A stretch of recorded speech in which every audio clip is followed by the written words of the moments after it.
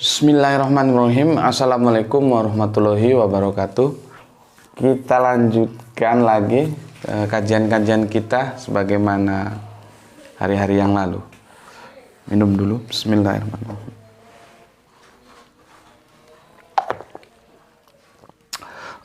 Ada sebuah komen yang masuk, ya. Komennya sangat menarik sehingga aku merasa perlu untuk memberikan sebuah tanggapan, gitu ya. Menarik dan ini bisa menjadi pembelajaran kita bersama. Seperti aku bilang, aku tidak akan mengatakan dari siapanya, karena yang kita bicarakan bukan siapanya tapi apanya, ya. Nanti kalau kalian mau tahu, lihat di komen tentang polemik teos dalam Kristen itu di huruf A, ya, di huruf A. Begini kata beliau, ini master teologi nih, nggak tahu alumni mana, MTH gelarnya. Setiap agama punya pergumulan masing-masing, khususnya di kami Kristen. Jangankan yang berbau supranatural. Supranatural itu artinya yang transenden, bukan yang imanen, ya. Seperti tentang Allah itu transenden. Masalah boleh makan darah saja belum ada kata sepakat sampai hari ini. Karena memang semuanya bermain di tafsir. Sama halnya juga di Islam, antara NU dan Muhammadiyah, juga aliran-aliran lainnya yang juga penuh dengan multitafsir. Kalau tidak salah, tanggal hari raya saja sampai kemarin belum ada kata sepakat. Sehingga ada yang sudah melaksanakan sholat Id, sementara yang lain masih puasa. Dan hal seperti itu di kami Kristen banyak sekali. Gitu kira-kira, Mas.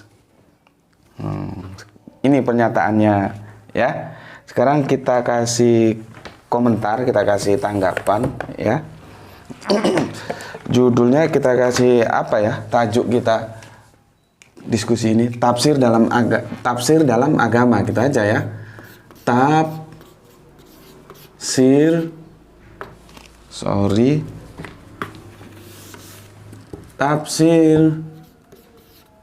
Aduh, jelek banget tulisannya.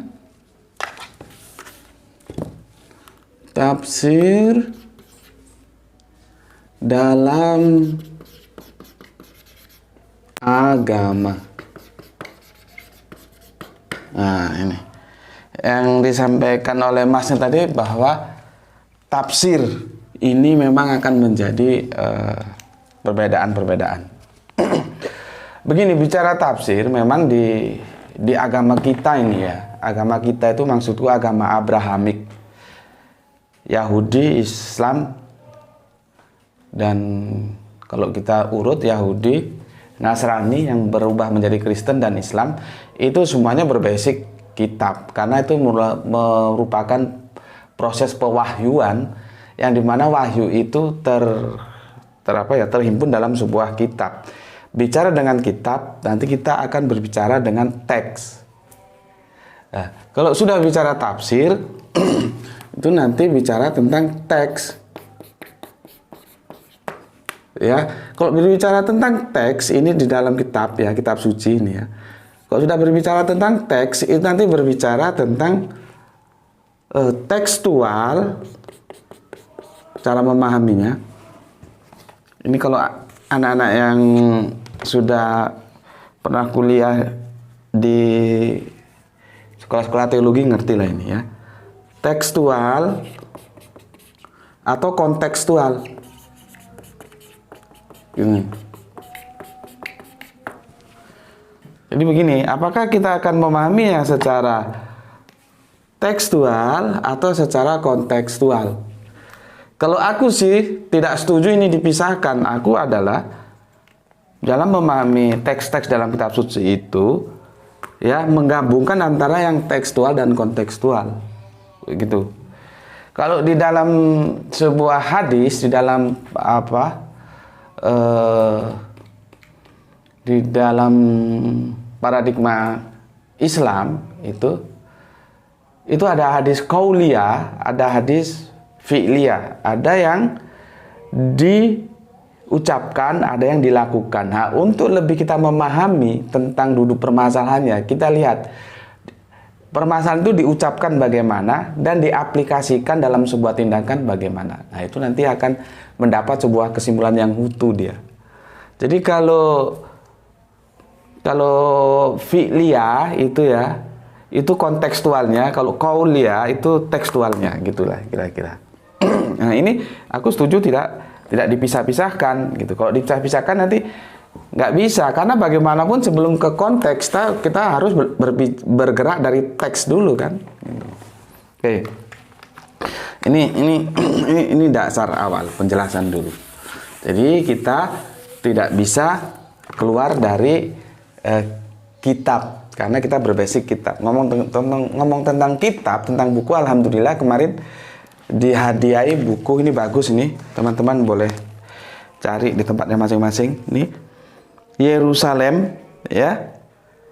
Jadi ingat kajian kita yang dulu, satu nada tiga suara tentang salib, Yahudi, Kristen dan Islam. Di sini satu kota tiga agama. Yahudi, Kristen, Islam, hampir mirip-mirip ya, nggak tahu kok bisa mirip. Yerusalem, jadi dia berbicara tentang kota Yerusalem. Karl Armstrong, bagus, hampir tebal ini, 672 halaman. Masuk. Ahmad Wahid, terima kasih juga. Ini juga dari beliau ini tentang menyingkap hadis-hadis palsu. Ini mendudukkan sholawat pada proporsinya. Nanti kita akan berbicara tentang sholawat, karena banyak teman-teman Kristen yang juga salah memahami tentang sholawat. Ya, di Al-Quran itu ada perintah bahwa Allah pun bersholawat, gitu ya. Terus ini tangga-tangga langit. Nah, ini kita berbicara tentang ayat-ayat yang berhubungan dengan langit, gitu. Oke, matur nuwun Bandung, terima kasih Mas Ahmad Wahid, semoga jadi amal soleh panjenengan. Jadi begini, Mas Laia ya, Laia atau Mas A, gitu. Memang sepakat kita bahwa tafsir dalam agama apapun itu tidak boleh, bahkan tidak bisa dihindarkan, gitu loh. Karena aku pada posisi yang seperti tadi, tekstual dan kontekstual itu harus sama-sama diambil, gitu.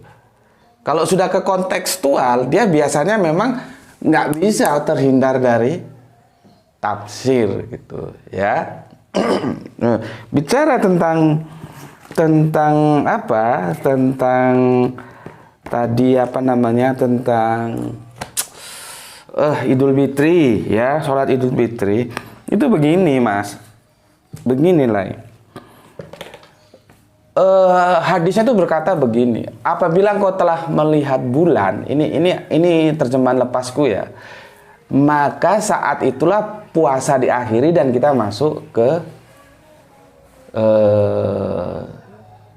Idul Fitri, ya. Biasanya yang ramai ini Idul Fitri, Idul Adha tidak, ya.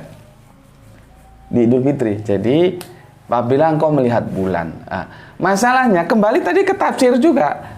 Melihat itu ada teman-teman Islam ya, ini dalam perspektif Islam, ada yang melihat itu dengan mata telanjang, dengan mata dulu belum ada gedung, belum ada suasana alam, masih belum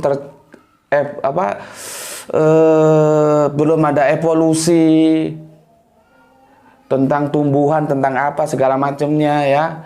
Belum ada pertumbuhan gedung-gedung tinggi. Jadi masih naturali lah. itu mungkin dengan menggunakan mata seperti kita ini, itu kita bisa lihat ya. Jadi sekarang kan ada listrik, ada cahaya, itu mempengaruhi dalam penglihatan kita ya, bisa tertipu. Jadi kalau suasana seperti itu bisa melihat dengan mata. Mata apa? Mata kita seperti yang mata ini, secara tekstual tadi itu ya. Tetapi ada juga yang memahami melihat itu dengan mata pikir, gitu loh. Dengan mata pikir artinya apa? Itu bisa dihitung derajatnya berapa, sudut elevasinya berapa.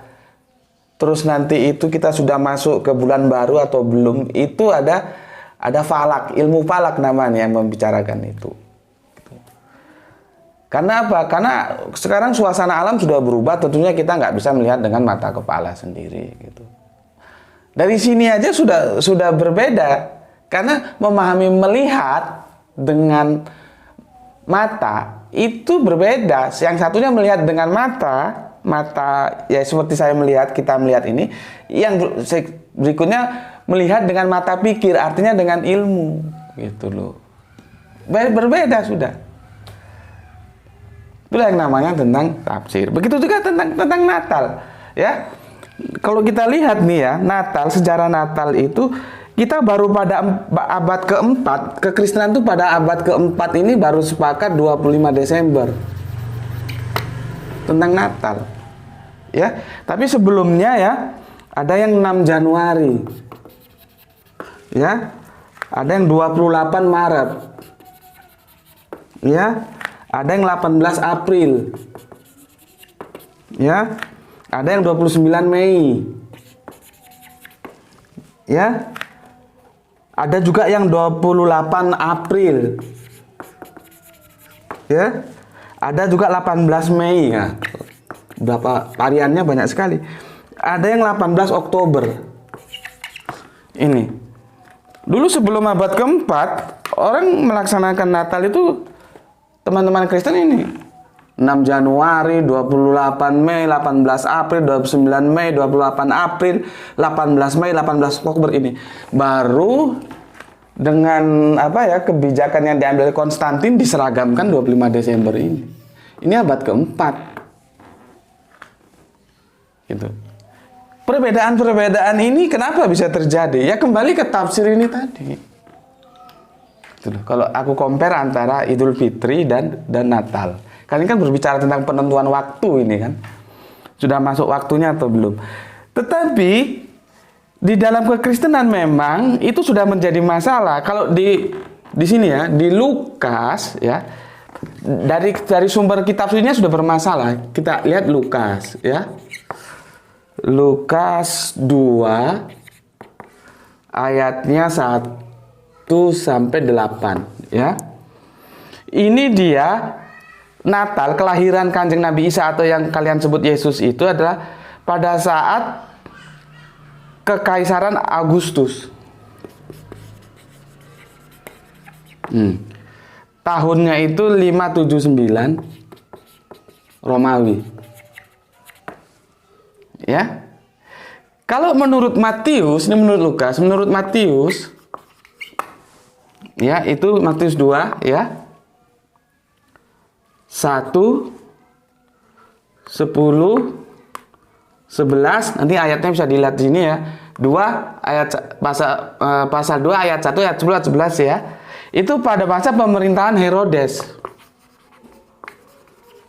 Kalau dikonversi itu 749 Romawi tahunnya. Nah, di sini aja kapan Kanjeng Nabi Isa atau Yesus lahir ini sudah berbeda. Dan perbedaan ini termaktub dalam kitab suci. Gitu loh. Kalau penentuan Idul Fitri dan Idul Adha atau Idul Fitri lah kita fokus. Tadi itu tidak termaktub dalam kitab suci.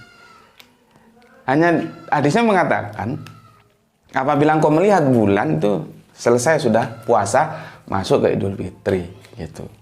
Nah, melihatnya itu dengan apa? Aku ulangi lagi. Melihat dengan mata telanjang atau melihat dengan mata pikir. Nah, di sana terjadi perbedaan antara teman-teman Muhammadiyah dan NU. Sementara tentang Desember, 25 Desember, ini Kemarin juga sudah dianulir dengan Paus dari Vatikan, mengatakan bahwa 25 Desember ini ternyata dianulir lagi oleh Paus di Vatikan. Artinya terus berkembang, masih tetap menjadi masalah ini. Karena apa? Kitab sucinya sendiri sudah bermasalah. Tuh. Ya. Oke, apalagi yang perlu aku komentari? Bentar, aku baca ulang lagi. Nah, tentang makan darah, ya. Tentang makan darah itu, kalau di Islam sudah jelas itu haram. Yang menarik itu karena aku banyak berteman dengan teman-teman saksi Yehova. Teman-teman saksi Yehova itu sangat ketat tentang darah. Mereka itu pernah aku ngobrol dengan teman saksi Yehova. Apa namanya itu? Donor darah itu mereka tidak mau. Karena darah itu kehidupan. Itu dari teman-teman saksi Yehova. Dan teman-teman saksi Yehova juga tidak memperingati Natal. Gitu ya. Jelas ya di sini ya. Nah, sekarang aku mau masuk ke hal-hal yang berikutnya. Oke.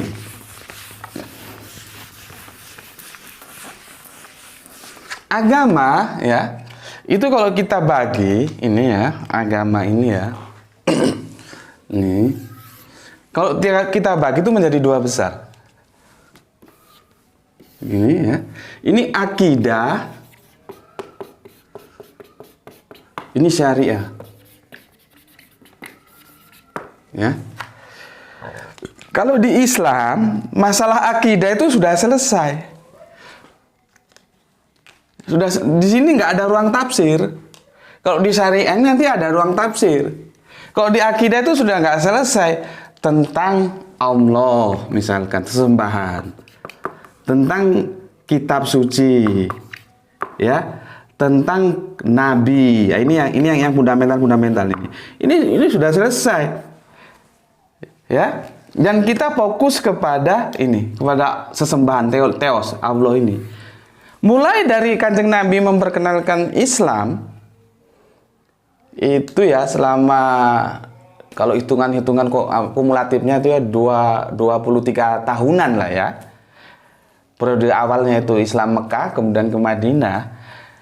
Sampai hari ini tentang Allah itu semua umat Islam tidak ada perbedaan, tidak ada masalah. Karena dalam hal akidah itu tafsir itu nggak berlaku.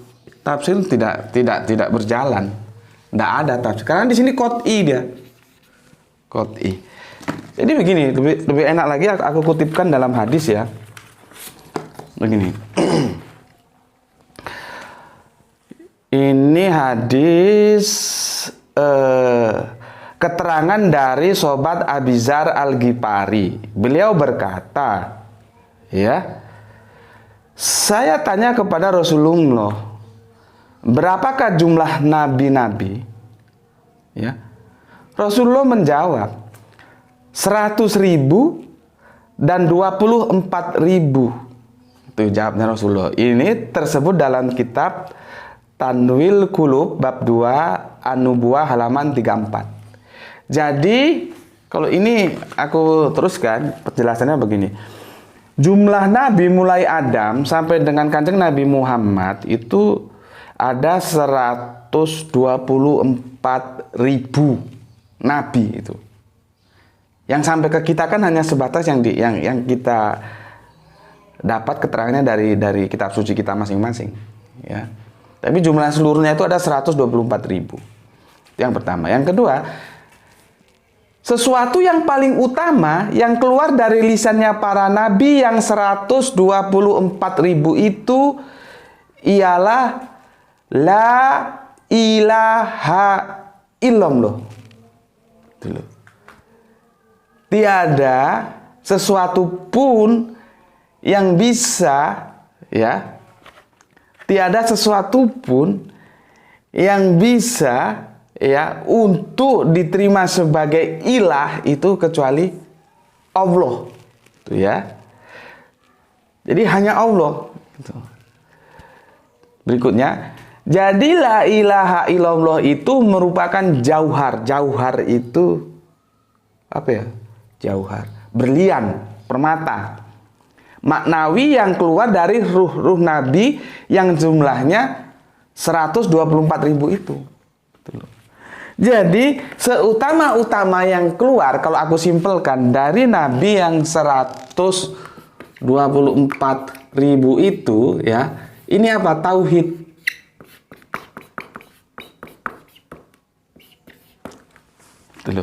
Tauhid itu apa? Allah yang ahad. Ini loh.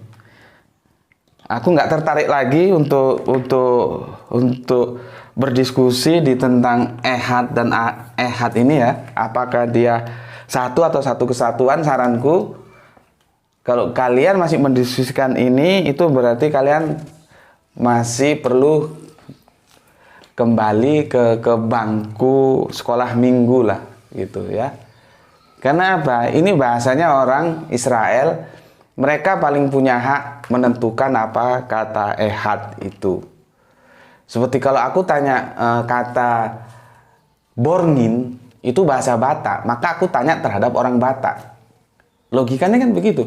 Yang paling hak menerjemahkan arti borngin itu orang Batak, bukan orang Makassar, bukan orang Bali, bukan. Kalau aku mau tanya, apa arti kata tretan itu aku harus tanya kepada orang Madura, karena itu bahasa Madura. Gak mungkin aku tanya sama orang Padang. Begitu. Begitu juga ehad. Kalau kalian masih tidak percaya kalau dibilang bahwa ehad itu satu, tunggal, bukannya satu himpunan, nggak ada bedanya ehad dan yahid. Kalau masih kurang percaya, kalian kan goyim di luar Israel, kalian nggak punya otoritas untuk menerjemahkan ehad. Tanya aja sama orang Israel. Itu cara simpel, ya. Jadi ini kita lalui, sudah kita anggap selesai. Kalau mau masih kembali, jangan di sini ngajinya, sekolah minggu dulu, gitu, ya. Jadi Nabi itu menyampaikan tauhid. Ya, tauhid, aku hapus di sini ya. Aku hapus di sini. Tauhid itu murni, mengesahkan tauhid ya. Itu nanti lawannya syirik. Ya. Apa sih tauhid itu? Esa, satu-satunya, tidak ada lain. Murni itu tauhid, gampangannya. Nanti ada nggak kata tauhid dalam Al-Quran? Lihat di video yang bertajuk tentang, aku agak lupa, nanti lihatlah karena sudah banyak judul video di situ ya, di channel kita ini tentang tauhid, ya. Tauhid itu murni, ya, tidak bercampur. Syirik itu bercampur, gitu loh. Nah, semua Kanjeng Nabi mulai Adam yang 124.000 sampai Kanjeng Nabi Muhammad, tentunya Musa dan Isa, itu bertauhid, menyampaikan Allah yang ehad itu, tidak syirik. Syirik ini mencampur, gitu. Kekristenan itu ambigu. Satu sisi mereka tidak bisa meninggalkan pesan-pesan tekstual Allah yang tunggal, yang ehad itu. Tapi satu sisi dogma mengatakan bahwa Roh Kudus dan Yesus itu harus menjadi Allah. Maka lahirlah konsep Tritunggal itu. Jadi sebetulnya kekristenan itu bukan tidak mengakui ketunggalan Allah. Nah, ini aku unfair kan? Aku sudah bilang, aku membahas dalam paradigma ilmu. Jadi semua harus aku sampaikan sebatas yang aku tahu tentu ya. Nanti kalian sendiri yang menentukan sikap. Nggak boleh ada ditutup-tutupi gitu. Jadi aku bukan membela Kristen. Aku mengatakan berdasarkan yang dipelajari dari kitab suci dan dari teman-teman Kristen. Teman-teman Kristen itu nggak bisa disamakan dengan pagan sebagaimana pagan mestinya. Tidak. Karena pagan yang memang pagan tulen itu ada dewa ini, dewa itu, dewa A, dewa B, dewa C, dewa tetek bengek lah. Dan mereka tidak menyatukan. Kalau kekristenan kan maka disebut Tritunggal, 3 dalam 1. Kekristenan itu ambigu antara Allah yang tunggal dan Allah yang plural, antara yang singular dan plural. Nah, mereka mendamaikan ini dalam konsep yang namanya Tritunggal itu. Beda, nggak bisa disamakan dengan pagan, itu nggak bisa. Tapi bagaimanapun, karena di situ sudah ada pencampuran Allah dicampur dengan yang lain, maka tetap saja itu sudah termasuk syirik. Gitu loh. Syirik. Ya. Syirik. Oke. Selanjutnya, apa kata Al-Qur'an tentang syirik? Gitu ya. Tentang syirik, sebentar aku bukakan. Itu ada ditulis dalam surat An-Nisa. Sebentar, pastinya aku akan lihat dulu. Surat An-Nisa. Bismillahirrahmanirrahim. Ya. Semoga bisa, agak lemot. Nah, ini ya, dia bisa, alhamdulillah. Surat An-Nisa ayatnya 48 ya. Di Quran ya. Surat An-Nisa ini surat 4 ayatnya 48. Apa katanya? Sesungguhnya Allah tidak akan mengampuni dosa karena mempersekutukannya, dalam kurung syirik, karena mencampur Allah dengan yang lain. Dia menyembah Allah tapi juga menyembah yang lain. Dia mengakui hukum Allah tapi dia mengakui juga hukum-hukum yang lain. Ini dalam konsep teologis ya. Ini dipahami, kita kan fokusnya tentang teologis ini awalnya. Aduh, sebentar. Jadi jangan nanti kau campurkan tentang hukum harus berhenti ketika lampu merah. Itu kan humanis. Enggak ke sana. Ya. Oke. Dan dia mengampuni dosa yang selain syirik. Jadi dosa apapun oleh Allah itu diampuni, ya. Selain dosa syirik. Ya. Lengkapnya begini. Sesungguhnya Allah tidak akan mengampuni dosa karena mempersekutukannya, yaitu syirik. Dan dia Allah mengampuni dosa selain syirik. Itu bagi siapa yang dia kehendaki. Barang siapa mempersekutukan Allah, maka sungguh dia telah berbuat dosa yang besar. Tuh. Jadi, dalam perspektif Islam dan Yahudi itu sama. Syirik ini dosa besar. Dan sebetulnya dalam Nasrani juga sama. Ini dosa besar ini. Masalahnya Nasrani berevolusi menjadi Kristen. Kristen di sana aku jelaskan kemarin teosnya sudah berbeda. Ada yang tunggal, ada yang tritunggal.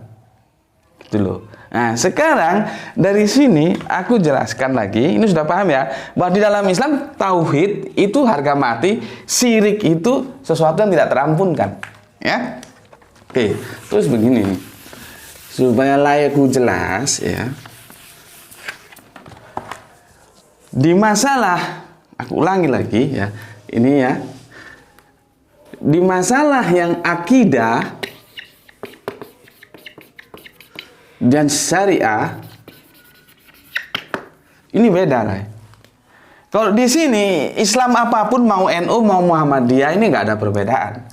Kita fokus ke Allah. Allahnya itu ya tunggal ya, bertauhid. Sesembahannya itu kalau kita lihat di surat Toha itu, bahwa aku ini adalah Allah. Allah itu memperkenalkan namanya, aku ini Allah gitu. Ya.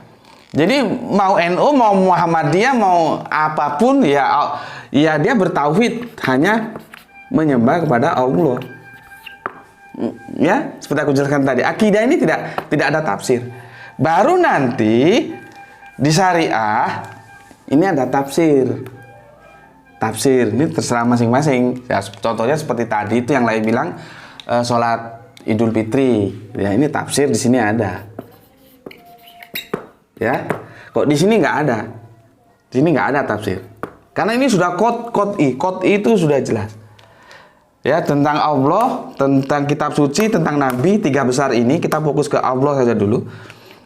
Lain silakan tanyalah kepada Islam apa saja. Karena tauhid itu harga mati. Kalau dia tidak bertauhid, jadi tauhid itu ini juga teman-teman Islam harus tahu ya. ini jarang ustadz-ustadz menjelaskan ini. Mau aku ingat, aku jelaskan. Apa sih tauhid itu? Tauhid itu ada dua yang saling mengikat. Satu dan Allah, gitu ya. Tauhid itu adalah apabila kita hanya beribadah kepada Allah. Ini masih belum tuntas. Allahnya berapa? Satu. Tunggal, supaya bahasanya kena. Allahnya tunggal, bukan Tritunggal. Kalau Kristen tuh begitu, ya, dia beribadah kepada Allah, tapi Allahnya Tritunggal. Ini nggak tauhid. Tauhid itu antara Allah dan tunggal itu saling mengikat. Begitu juga kalau aku ulangi dari depan supaya jelas. Tauhid itu hanya menyembah kepada Allah. Allahnya berapa? Tunggal. Kalau Tritunggal dia bukan tauhid. Begitu juga dia menyembah kepada yang tunggal, yang disembah cuma tunggal. Tapi siapa? Kalau bukan Allah, misalkan dia menyembah Gajah Mada misalkan, ya itu nggak tauhid. Dia menyembah hanya tunggal, yang disembah itu siapa? Allah. Dia punya nama yang disembah itu Allah. Itulah tauhid. Nah ini kadang-kadang kalau di komunitas Islam menjelaskan tauhid itu tidak dijelaskan gitu loh. Kadang-kadang cukup apabila aku hanya menyembah kepada Allah bahwa kamu tauhid. Lah iya, Allahnya berapa? Kalau Allah seperti kekristenan Tritunggal kan ya nggak tauhid gitu. Oke? Selanjutnya dari sini bisa saya simpulkan bahwa yang terjadi di dunia kekristenan itu dalam akidah tentang Allah itu tafsir berlaku. Makanya ada Allah tunggal, ada Allah Tritunggal. Di dalam kami tidak. Kalau misalkan lain bilang ada tafsir, oke, di agama apapun ada tafsir. Islam pun aku tidak ingkar ada tafsir. Tapi kalau Islam, dia masuk ke wilayah ini. Kalau wilayah ini tidak ada tafsir. Gitulah ya. Jadi beda gitu. Beda. Sedangkan di dunia kekristenan dalam akidah tentang siapa Allah itu masih terjadi permasalahan, karena ada tafsir di sana. Makanya begini, kalau aku memberikan sebuah masukan, kan ada, kalau di Islam itu ada qauliyah, ada fi'liyah. Ikuti aja kata Yesus. Kata Yesus apa? Keselamatan datang dari bangsa Yahudi gitu. Sudah, daripada kalian repot-repot, tanya aja sama orang Yahudi tentang sesembahan itu. Siapa dan berapa. Selesai kok, gampang. Masalahnya, kalian mau nggak taat? Seharusnya ya taat. Karena Kristen itu artinya pengikut Kristus. Lah omongannya Kristus nggak kalian ikuti, gimana? Kalian mengikuti Tertulian. Kalian mengikuti Apolloniaris. Ya jadinya kacau. Maka kalau kalian kembali sebagai Kristen, ikutilah kata-kata Kristus itu. Apa? Keselamatan datang dari bangsa Yahudi. Kau menyembah apa yang tidak kau kenal, kami menyembah apa yang kami kenal. Teksnya jelas kok. Sudah tanya aja gitu loh. Jadi aku ini sebetulnya semangatku apa? Aku juga membela Kristus seperti surat Petrus itu ya. Dalam perspektifku. Jadi jangan kira aku ini terus menyerang. Enggak, aku membela Kristus. Kalian juga membela Kristus. Sama kan? Tentunya dengan sudut pandang kalian dan aku dengan sudut pandang aku. Apabila kau dimintai pertanggungan jawab, maka berilah pertanggungan jawab itu. Aku sekarang sedang dalam rangka memberi pertanggungan jawab. Kalau Petrus mengatakan berikan dengan lemah lembut, dan aku juga berusaha begitu. Begitu juga dalam Al-Quran, ya. Berdebatlah kau dengan ahli kitab, janganlah kau berdebat. Sorry, minum dulu. Janganlah kau berdebat dengan ahli kitab kecuali dengan cara yang paling baik. Jadi kita dalam berdebat pun kita harus berlomba menjadi yang terbaik gitu. Itulah ya penjelasannya ya. Terima kasih. Assalamualaikum warahmatullahi wabarakatuh.